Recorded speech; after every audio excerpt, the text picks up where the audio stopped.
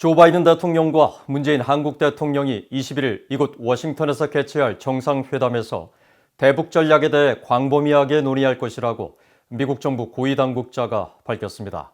또 비핵화를 위한 최대한의 유연성을 강조하면서 싱가포르 합의뿐 아니라 이전 행정부에서 한 다른 합의들도 기반으로 삼을 것이라고 밝혔습니다.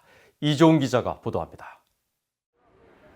미 정부 고위 당국자는 미한 정상회담에 앞서 가진 전화회견에서 북한에 대한 바이든 행정부의 목표는 여전히 한반도의 완전한 비핵화로 남아있다며 기존 입장을 거듭 강조했습니다.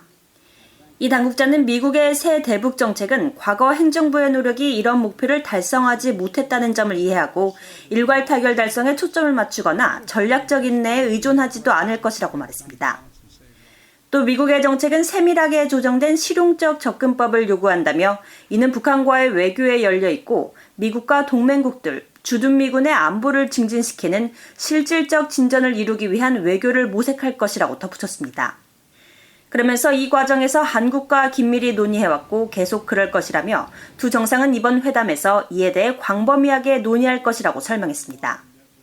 이 당국자는 바이든 행정부가 밝힌 북한에 대한 세밀하게 조정되고 실용적인 조치가 무엇인지를 묻는 질문에는 목표는 이 과정이 도전적일 것이라는 점을 이해하고 최대한의 유연성을 부과하는 것이라고 말해 북한 비핵화 진전을 위해 다양한 수단과 방법을 유연하게 활용하겠다는 뜻을 밝혔습니다. 그러면서 정상회담 후 구체적인 대북 정책을 발표할 것인지를 묻는 질문에는 외교 전략을 공개적으로 자세히 설명하진 않을 것이라고 밝히고 먼저 동맹국들과 비공개적으로 신중하게 논의하고 이후 의회 주요 인사들과 함께 협의할 것이라고 말했습니다.